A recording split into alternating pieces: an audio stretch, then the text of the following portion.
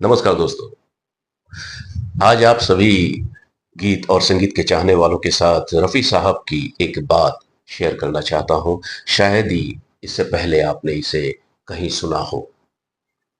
रफ़ी साहब जिनके बारे में जिसने भी बात की अच्छी बात की, क्योंकि वो इंसान ही ऐसे थे। ये बात है रफ़ी साहब के बचपन की, और इस बात को रफ़ी साहब अपने इंटरव्यू में कहते भी हैं। जब उनसे पूछा जाता है कि आपको गाने का शौक कैसे हुआ, तो वो बताते हैं कि हमारे घर के पास एक फ़कीर आता था, और जब वो गाता था तो मुझे उसकी आवाज़ बहुत अच्छी लगती थी, और जब वो जाता था मैं उसके पीछे-पीछे चला जाता था। अब आप सोचिए कि सिर्फ़ रफ़ी साहब ही उस फ़कीर के पीछे जा रहे हैं। वहाँ और भी तो बच्चे हो सकते थे, वो भी तो जा सकते हैं, लेकिन नहीं, रफ़ी साहब ही जा रहे हैं। और फ़कीर भी कुछ नहीं कहता, वो भी आने देता है। अब आगे जाके वो दोनों बैठते होंगे, कुछ बातें करते होंगे। तो यहाँ पर ज़हन में एक बात आती है कि वो कोई आम फ़कीर नहीं था, वो खुदा का भेजा हुआ फ़रिश्ता था, जिसने रफ़ी साहब को अपने पास जो था वो सब दे दिया।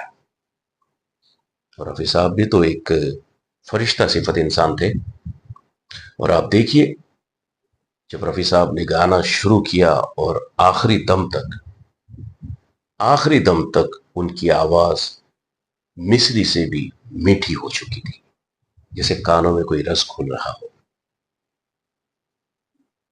तो ये बात मेरे ज़हन में आई, और मैंने सोचा कि अपने गीत और संगीत के चाहने वालों के साथ इसे शेयर करूं, क्योंकि रफ़ी साहब भी तो फरिश्ता सिफ़त इंसान ही थे। रफ़ी साहब वो शख्सियत थे, उनके साथ कई लोगों ने बहुत बुरा किया है। संगीतकार हो, कुछ संगीतकार थे, कुछ प्रोड्यूसर, डायरेक्टर थे, कुछ फ़िल्म कलाकार भी थे, हीरो।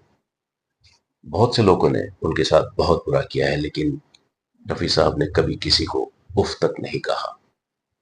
लेकिन जब भी उन लोगों को रफ़ी साहब की ज़रूरत पड़ी, तो रफ़ी साहब मुस्कुराते हुए उनका काम ख़त्म करके आए थे। तो ये थे रफ़ी साहब, और मेरे ज़हन में ये बात आई तो मैंने सोचा क्यों ना मैं अपने संगीत के चाहने वालों के साथ इसे शेयर कर दूँ।